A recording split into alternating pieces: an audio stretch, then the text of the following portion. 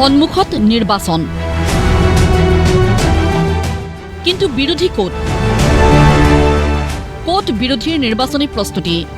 এই প্ৰশ্ন আমাৰ নহয় মুখ্যমন্ত্ৰীৰ মন্তব্যৰ পৰাহে এই প্ৰশ্নৰ উদয় হৈছে বিৰোধী কটাক্ষ কৰি মুখ্যমন্ত্ৰী হিমন্ত বিশ্ব শৰ্মাৰ দাবী কংগ্ৰেছে প্ৰস্তুতি চলাইছে 2036 নিৰ্বাচনৰ বাবে 2026-2031 চৰকাৰ আমাক গঢ়িবলৈ এৰি দিছে বিৰোধী কংগ্ৰেছে 2036 চনৰ কাৰণে প্ৰস্তুতি চলাই আছে 2036ত যাতে কংগ্ৰেছ চৰকাৰ হ'ব পাৰে তেওঁলোকে তাৰ প্ৰচেষ্টাত আছে 26 আৰু 31 আমাক অলৰেডি দি থৈ দিছে সেইটো কাৰণে মই নাভাবো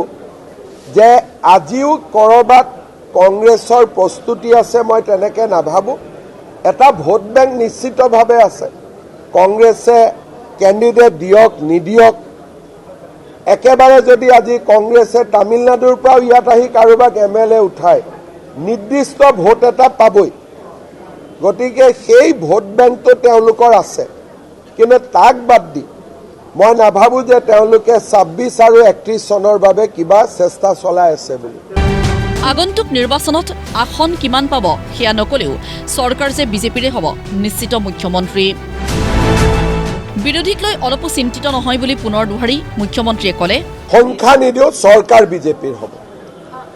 100টো মোৰ সংখ্যা নহয় আপোনালোকে আমাৰ মুখৰ পৰা উলিয়াব খুজি থাকে আমাৰ তেনেকুৱা সংখ্যা নাই কাৰণ অসমৰ ৰাইজে যিমান দিয়ে আমি তাতেই সন্তুষ্ট ৰাইজে আমাক 60খন দিলেও আমাৰ আপত্তি নাই 70খন দিলেও আপত্তি নাই 80খন দিলেও আপত্তি নাই ৰাইজে ঠিক কৰিব বিজেপিয়ে কিমান আসন পাব কিন্তু মই নিশ্চিত যে বিজেপি নেতৃত্বত এনডিএৰ চৰকাৰ হ'ব আমি 5 বছৰ ভাল চৰকাৰ চলাইছো আৰু আমাৰ দল বহুত তৃণমূল পৰ্যায়লৈকে যাব পাৰিছে সেই কাৰণে বিৰোধীৰ কি হৈছে কি হোৱা নাই তাক আমি বহুত চিন্তা কৰা নাই আমি মাত্ৰ আমাৰ সভাপতি মহোদয় এইমাত্ৰৰ ভিতৰত কৈছে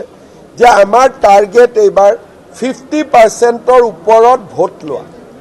গতিকে আমি আমাৰ ৰেকৰ্ডবিলাক ভাল কৰিবৰ কাৰণে চেষ্টা কৰি আছো বিৰোধীৰ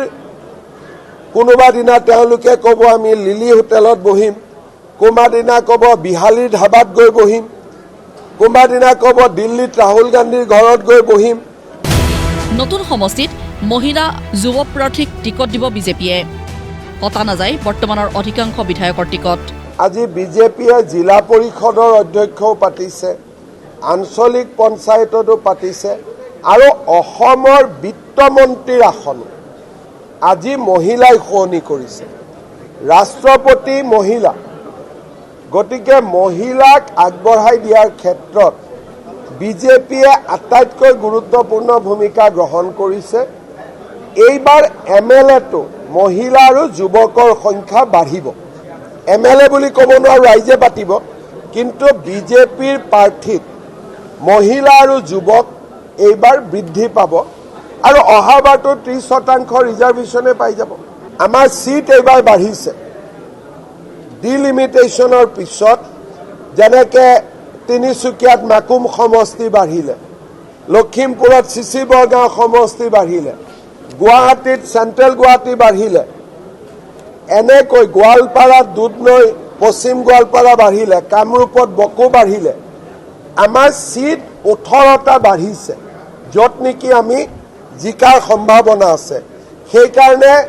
যুৱক আৰু মহিলাক একমডেট কৰিবৰ কাৰণে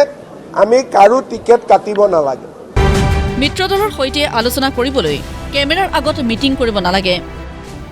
কোনো হোটেল ধাবা বিৰোধী দলক উপহাস কৰি মুখ্যমন্ত্ৰীয়ে বিটিআৰৰ দল দুটা সন্দৰ্ভতো জটিলতাৰ কাৰণ একো নাই বুলি ঘোষণা কৰিলে মিত্ৰ দলৰ লগত মই আলোচনা ইতিমধ্যে কৰি আছো আমিতো লগে পাই থাকো কেবিনেটত লগ পাওঁ ঘৰুৱাভাৱে লগ পাওঁ এজিপি আৰু আমাৰ বাকি গোটেই মিত্ৰ দলসকলৰ লগত টিএমকেপি গণশক্তি বা আমাৰ ৰাভা সংঘ যৌথ মঞ্চ আমি কথা বতৰা পাতি আছো আমি মিটিঙত বহি আৰু কেমেৰাত মিটিং কৰিব নালাগে মই ৰাতিপুৱা গধূলি কথা পাতি আছো সবৰ লগতে কথা পাতি আছো ডেইলি মই লগত মোৰনো কি আছে গাড়ীত যাওঁতে মোবাইলত মই ফোন কৰোঁ গতিকে আমাৰ কামটো 24 আৱাৰ্ছ আমাক লিলি হোটেল নালাগে আৰু মিত্ৰতাৰ কথা পাতিব ফাইনেল হোৱাৰ দিনাখন বিজেপি অফিচত বা এজিপি অফিচত আমি গৈ পেলাই এনাউন্স কৰি দিম কিন্তু আলোচনা আমাৰ চলি আছে আৰু বহু দূৰ আগবাঢ়িও গৈছে চেষ্টাটো দুইটা দলৰ বিজেপিৰ লগততো দুইটা দলে আছে বা এনডিএটো আছে কিন্তু প্ৰেক্টিকেল ফিল্ডখনো চাব লাগিব আমি আলোচনা কৰি গৈ থাকোঁ এপ্ৰিললৈকে সময় আছে প্ৰধানমন্ত্ৰীৰ দুদিনীয়া অসম ভ্ৰমণ নিৰ্বাচন কেন্দ্ৰিক অথবা ৰাজনৈতিক নহয় সেয়াও স্পষ্ট কৰি দি মুখ্যমন্ত্ৰীয়ে ক'লে প্ৰধানমন্ত্ৰী ডাঙৰীয়াক আমি নিৰ্বাচনৰ লগত জড়িত নকৰোঁ ৰণকৌশলৰ বাবে কালি পাণ্ডা ডাঙৰীয়া আহিব বৈজন পাণ্ডা ডাঙৰীয়া ৰাজ্যিক সভাপতি আছে ৰণকৌশল আমাৰ ভিতৰতে হ'ব আৰু অমিত শ্বাহ ডাঙৰীয়া BL সন্তোষ ডাঙৰীয়া আহিব আমাক মাৰ্গদৰ্শন দিব প্ৰধানমন্ত্ৰী নিৰ্বাচনৰ লগত তেখেতক আমি জড়িত নকৰোঁ নিৰ্বাচন হ'লে বিজেপিৰ নেতা হিচাপে তেখেতে আহে কিন্তু প্ৰধানমন্ত্ৰীক আমি দেশ চলাবৰ কাৰণে নিৰ্বাচিত কৰিছোঁ আৰু তেখেতে দেশে চলাইছে বিশ্বৰ দৰবাৰত ভাৰতক প্ৰতিষ্ঠা কৰিছে ব্যুৰো ৰিপৰ্ট প্ৰতিদিন টাইম